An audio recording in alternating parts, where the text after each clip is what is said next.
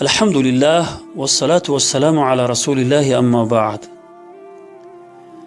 قصه ای که برای شما بیان میکنیم قصه یک دختر شیرفروش است که برای زنان و دختران امروز خیلی عبرت آموز است.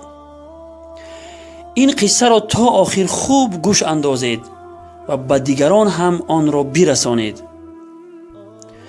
حضرت عمر رضی الله عنه در زمان خلافتش شبها در کوچه های مدینه گشت و گذار می کرد و از احوال مردم خبردار می شد. طبق عادت نیمه شب وقت در کوچه های مدینه گشت و گذار می کرد از جهت خستگی به دیوار تکیه کرده کم استراحت کرد. ناگهان صدای زنی را شنید که به دخترش می گفت: دخترم، رفته به شیر آب انداز. دختر به مادرش در جواب گفت: مادر جان، من شنیدم که امیرالمؤمنین عمر از این کار مردم را منع کرده است. مادر به فرزندش با اصرار گفت: زود رفته به شیر آب انداز، عمر که در اینجا ما را نمی بیند. دختر باشد از فکرش نگشته به مادرش می گفت: مادر جان، اگر عمر ما را نبیند، خدای عمر که بیشبه ما را می بیند. این جواب دختری با تقوا به حضرت عمر رضی الله عنه پسند آمد. از این رو به غلامش اسلم که او را همراهی می کرد فرمود: ای اسلم، این دروازه و این موضع را در خاطر بگیر. این را گفته به راه خود ادامه دادند. پگاه روزی عمر رضی الله عنه به غلامش اسلم فرمود: ای اسلم، به آن موضع برو و کی بودن آن زن را انیق بکن. این چنین معین نما که مرد آن خاندان کیست.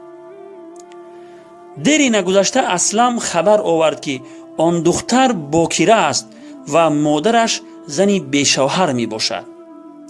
حضرت عمر رضی الله عنه این خبر را شنید و امر نمود که پسرانش را به نزدش حاضر نمایند. بعد چند فرزندانش حاضر شدند. عمر رضی الله عنه به آنها نگریسته چنین فرمود: آیا کسی از شما به همسر نیاز دارد؟ چون که جفتی مناسب پیدا کرده ام. اگر خودم میل و رغبت می داشتم به شما امکان نمی دادم، ولی سن و سال من امکان نمی دهد. عبدالله فرزند کلانی گفت: من همسر دارم. عبدالرحمن پسر میانه گفت: من نیز همسر دارم و نیازی به همسر ندارم. عاصم پسر خردی گفت: ای پدر، من همسر ندارم و به همسر نیاز دارم. عمر رضی الله عنه خوشنود شد و به خانه آن زن برای خواستگاری دختری با تقوایش خواستگار فرستاد. دری نگذشته عاصم دختر را به زنی گرفت و از او صاحب دخترچه گلروی شد. این طفل معصوم در آینده مادری عمر بن عبدالعزیز رحمت الله علیه عادل ترین ملک بنی مروان گردید که او را در عدالت شبیه خلفای راشدین و عمر ثانی نام برده اند. خواهران عزیز، ببینید که نتیجه تقوا و خدا ترسی یک دختر عادی چقدر خوبی ها را به بار آورد.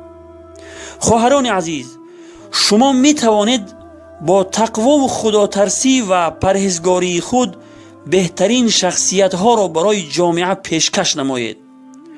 تمام آن بزرگانی که تاریخ بشریت از سیرت نیکشان زیبا و مزین است، همه آنها را هم یک مادر تربیت کرده است.